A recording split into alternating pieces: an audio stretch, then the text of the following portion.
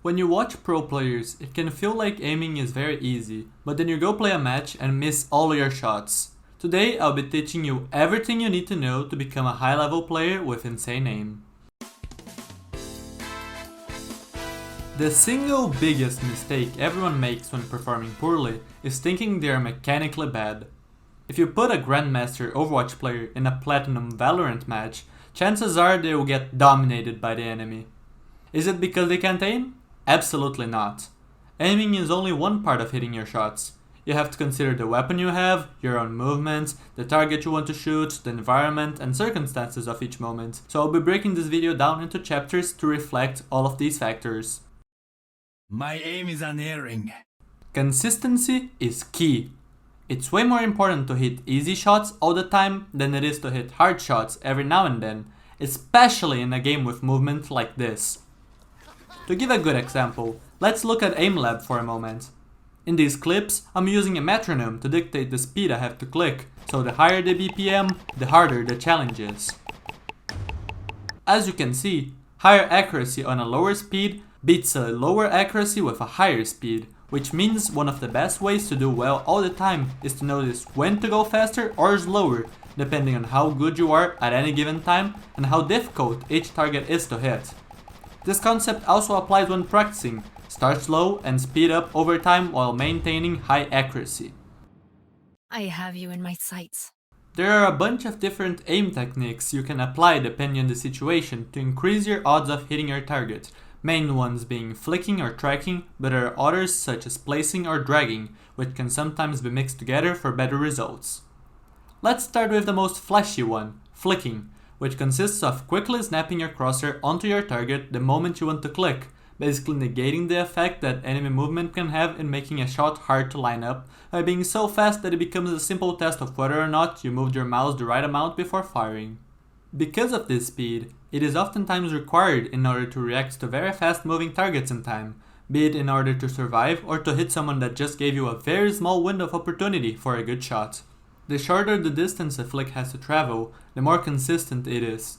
Big flicks are really useful when you need to acquire a target that is very far from your crosshair, since it will close the gap very quickly, although it won't be very accurate, which is why it usually isn't the moment you pull the trigger, instead being the setup for more consistent follow-up techniques, such as a small flick or just straight up tracking, the next topic on the list. It is a very simple concept. You want to keep your crosshair glued to your enemy at all times, resulting in smooth, constant movement that mainly reacts to where your opponent is going. Because of this, your aim can be thrown off at any time your target switches directions, so predicting what they want to do can help improve accuracy and reaction times. Meanwhile, placing involves preparing a shot ahead of time, basically pre-aiming where you expect someone to go towards. It is oftentimes used for projectile weapons, since they work mostly on predictions due to travel time, but it can be used by hitscan as well to turn aiming into a mere reaction test. This technique uses movement patterns against players as long as they are readable. Crosshair discipline is very important here since you mostly don't want to move your mouse, so always keeping your crosshair at head level is a must. It's insane just how many players walk around looking at the ground. Every time they want to shoot, they have to go through the extra step of looking up, which makes aiming harder and less consistent. Good crosshair placements gives you so many free shots, so please, if you haven't already, learn the height of Overwatch characters and reap the profits of holding angles and spam lanes. Lastly, there is this weird thing called dragging, which is basically just a slow flick where you only fire after confirming your crosshair is on target. It gives the player more control over their accuracy than a flick shot, with the downside of being slower, but it has its uses, since instead of moving the moment you want to click, you move with the intent of clicking, but don't do it until you acquire your target. Let's get moving! If there is one topic that players don't give enough attention to when it comes to aiming, it has to be movement, be it from the enemy or your own. It plays such an important role in performance that it can make a great player look bad or make a bad player look good. Let's start with the obvious. When you move, your crosshair moves as a consequence, which can be good or bad depending on how you address it. If you move left and aim right, both actions can effectively cancel each other out, so your aim is stable, but if both actions have the same direction, you could overshoot your target. If you use the big movement ability, then you need an equally big adjustment to compensate.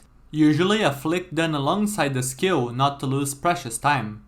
Alternatively, you may choose not to move your mouse at all and only move your character, a very useful idea to make a very small crosshair adjustment, or, if it is already on target, a simple way to perfectly track an enemy by simply matching their movements.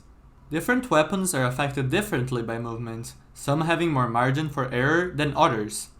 For example, a sniper wants to increase their chances of nailing a headshot, so standing still to fire is a powerful tactic, while a spray gun doesn't require pinpoint accuracy, and so their user can utilize movements to make themselves very hard to hit, such as strafing with crouches every now and then to make their hitbox go all over the place.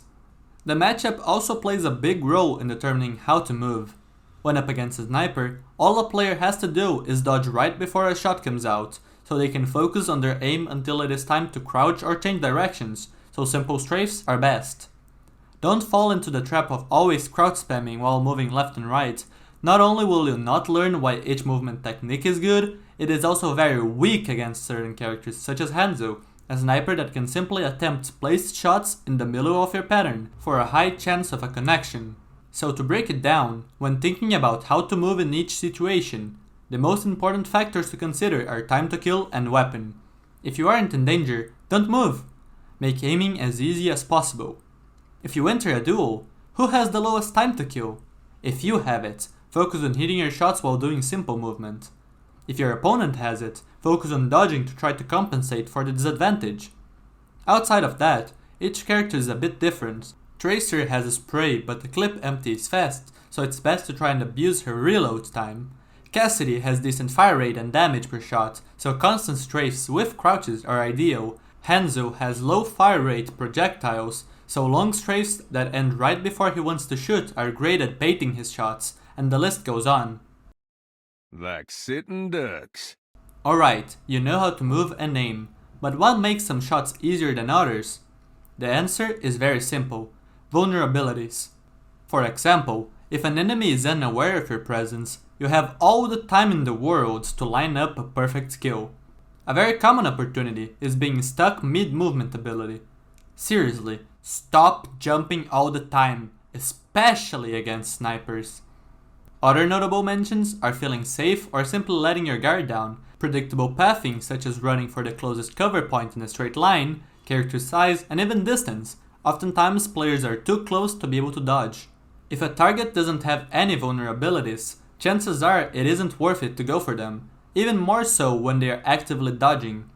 Way too often I see people shooting the first thing they see, ignoring all the free picks around them, such as an unaware Ana hard scoping in the back, or a DPS character that is feeling way too safe and does moves in a straight line or even stands still.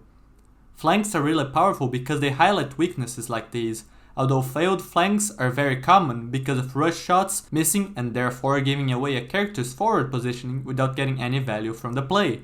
An off angle, on the other hand, forces your enemies to be aware of their surroundings at all times, otherwise it showcases a really interesting shortcoming of the typical horizontal strafes. They are essentially useless when you come from the side, as left and right strafes will look like forward and backward movement to an observer at a 90-degree angle.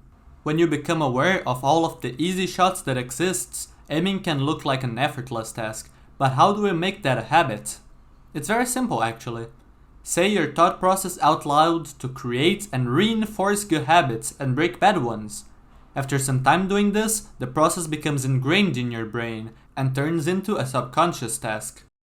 Visualize, then execute. To finish things off, let's break down a few plays to showcase everything we learned in action.